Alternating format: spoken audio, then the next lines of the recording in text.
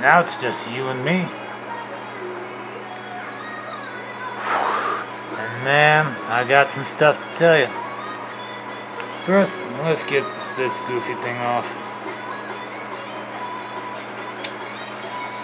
Oh my god, the intellectual stimulation of getting inebriated and trying to be relatable to a bunch of people who just want to see you have fun is quite interesting, because if it wasn't, and it could very well be, then, you know, you got beer. Always beer.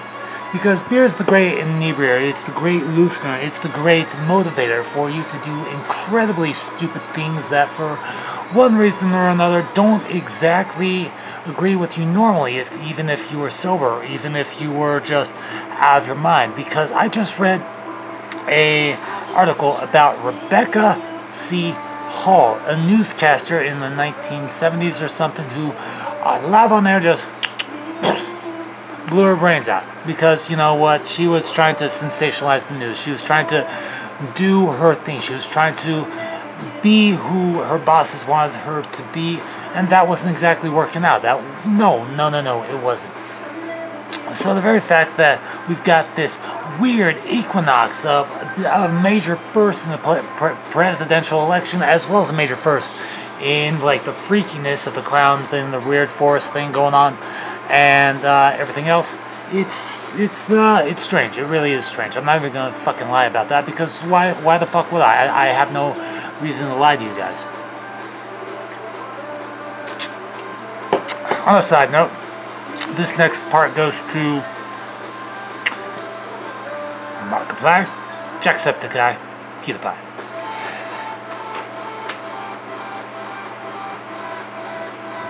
I don't care if this video doesn't get monetized, it's all about the experience, you know, it's all about the experience with me. If you're not about the experience, then what the fuck are you doing on YouTube? Because if you're not YouTube for this pure and simple thing of creating content that you yourself enjoy making, and are instead just simply pandering to the audience that demands that you make the content that they want, that they need, then what the fuck is even the point of being on YouTube? It's all about breaking the mold. It's all about, you know, slowly cracking away at the cement and steel fixture that has become, you know, following the trends. And yes, while following the trends does make you popular and everything else, it is simply just that one thing. Now, the trend, think of YouTube as a giant computer. You have the hard drive, you have the processor, you have the entertainment, and you also have whatever the hell pranks are supposed to be. I don't know, like the data dumps, because it's just fucking brainless. And talking about Joey Salads, let's talk about Joey Salads. Joey Salads did a racist prank, and well, yes, I agree with Keemstar, even though I don't agree with the politics, because, you know, fuck it. Keemstar, you know, buddy, pal, lovely, lover of my life, will always have Vegas. Oh my god. Shh. Don't tell him. Don't tell Colossal. He might get jealous.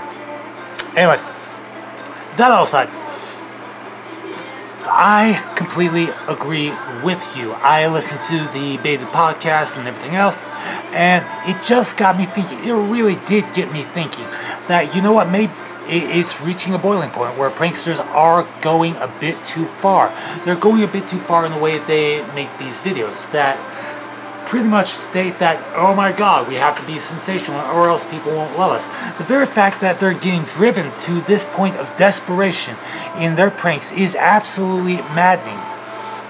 Because, and I will tell you why, they are losing their prominence, they're losing their popularity slowly but surely. It's going to get driven way too far. I mean, it's already been driven way too far by the fact that a dude, not even directly but indirectly through one of his videos, inspired a young boy while his mother was in the other room preparing breakfast.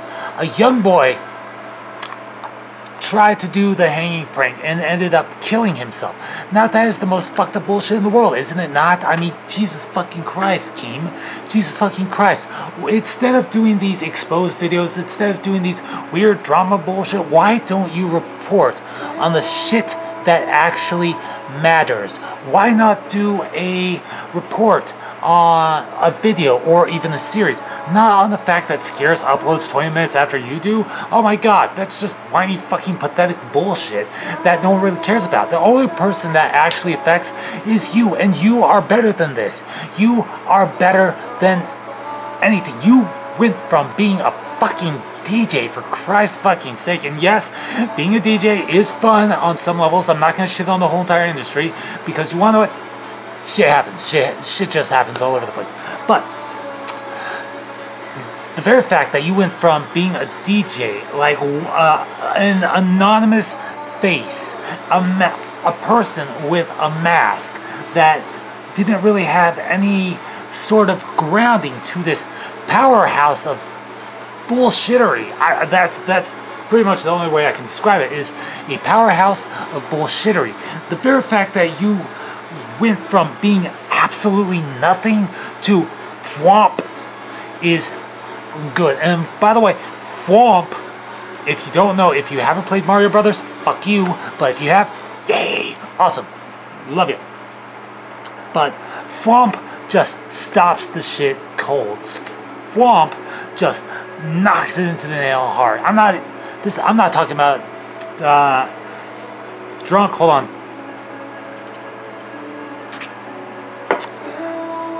I'm praising you because during our chat, yes, I keep bringing up the chat, but you want to know what? The chat is important. The chat is fucking important. The chat is desperately important.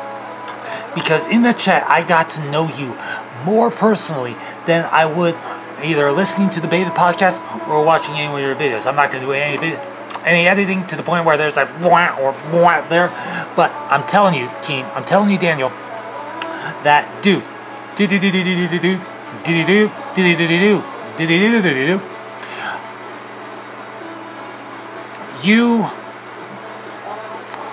your perseverance, your bulldogishness, your blood in the water, laser-like focus of a fucking great white shark is absolutely amazing. Absolutely amazing, to the point where, while it was kind of grating against my nerves that you kept on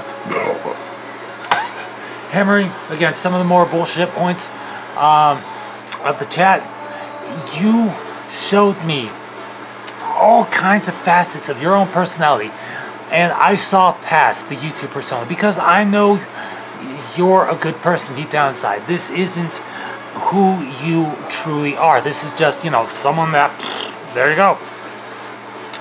But you can break free of this cycle of responding to positive reinforcement for the negative content that you post. All you have to do, it's your channel. It is literally your channel, Keemstar. Literally your channel. Seriously, it's your channel.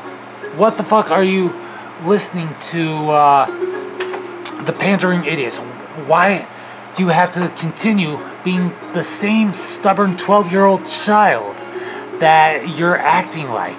And I know that, you know, it's true. The only thing that you've changed from the time you were on any of the Call of Duty, no, the time that you started trolling on Twitter to now is just the platform. It went from Twitter to YouTube, and nothing's really changed, honestly. I'm calling for you to change, because at some point you're gonna get sick and tired of all the bullshit, and you'll want to report on positive videos. And I'm calling it right now. I am so fucking calling it. I don't know how long you plan on doing this. If you plan on doing this till, you know, you're unable to do it anymore. But if you change now, if you change the direction you're in now, you will find yourself in a much, much happier place. You won't have to do any of this weird bullshit, angry stuff. This constant searching of information, or this constant searching of negative information. You will be happy. And I'm saying that as a matter of fact, because I used to be exactly like you in terms of personality, in terms of like aggressiveness and just anything. If you look at my Crazy Fucking Crazy Bastard channel, I keep bringing it up. You will notice a stark change between my earliest video on that channel and my newest video on this channel. Because you want to know what, Keem? You want to know what? You're awesome. I said it. I said it. I don't care if I get hate on it. I don't care if you decry it. I don't care if you don't even bother watching this far. You are awesome. And it took me a while to realize this, but I am entertaining. It doesn't matter what one person says, because that's what you are. Outside of YouTube, taking away the subs, taking away the followers, taking away, the infamy, the legend, the history, taking away all of that, you are just one person.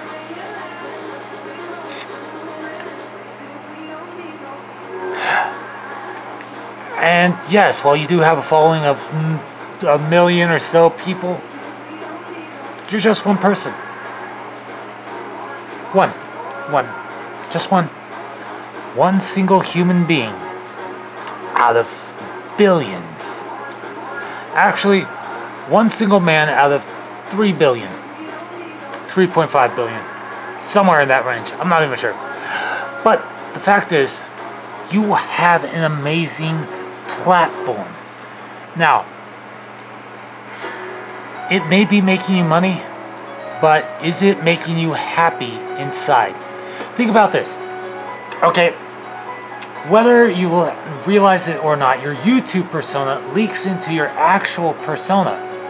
So, if you're being an asshole in your YouTube persona, somehow some of that, in a much smaller light, will be leaked into your actual persona.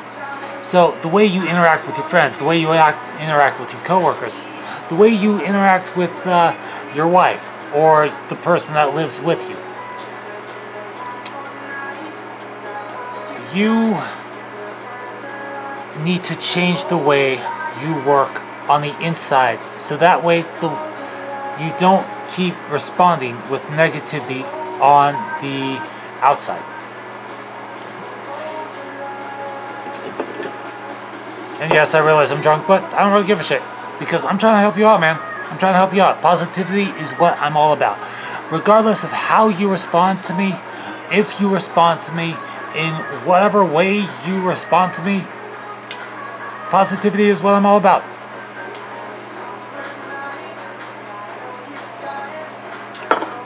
Tommy C, I know nothing about you.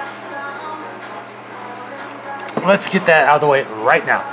I have not watched any of your videos. I only know you through the Baited Podcast. I haven't even searched you up. Actually, I'm going to search you up right now. I'm going to send you a tweet. I'm going to send you a tweet. And then I'm going to try to get to know you as a person. Just...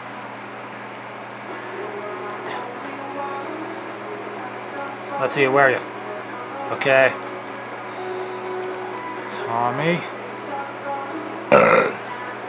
See. Actually, I need to look up the Baited Podcast.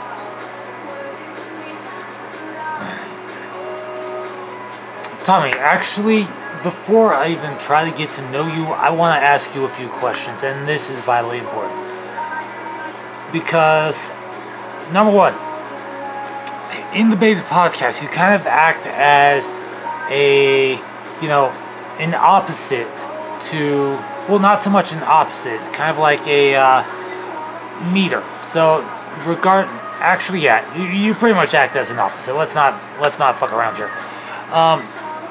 You act as a buffer zone between Keemstar and Colossal, as far as I understand, because of the way your pictures are positioned, with Keemstar on the left, you in the middle, and Colossal, my cat's staring at me, and Colossal on the right. So, do you sometimes act as a buffer zone between Daniel and Colossal, whoever he may be? Because if so, that is brilliant positioning. It's either that or Colossal acts as a buffer zone somewhere. At Colossal. Oh shit.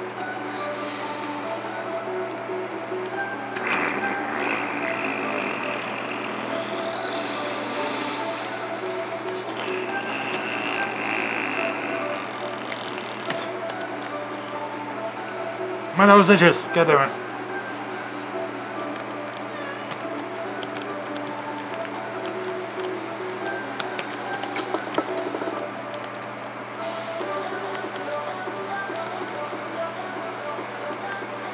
Oh God.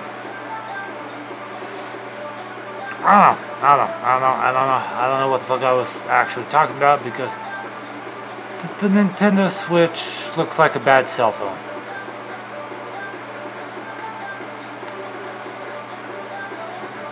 Agreement for Trump, make America great. Huh.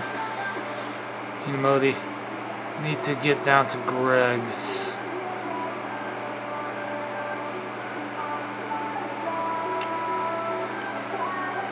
Actually, I have no idea what the fuck I'm actually talking about. I had this great line of thought, then I got distracted, then I was like, fuck it, and then everything else just kind of fell by the wayside. I mean, it usually does.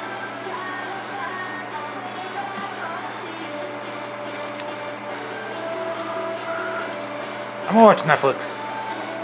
Sorry, that's just the way it is.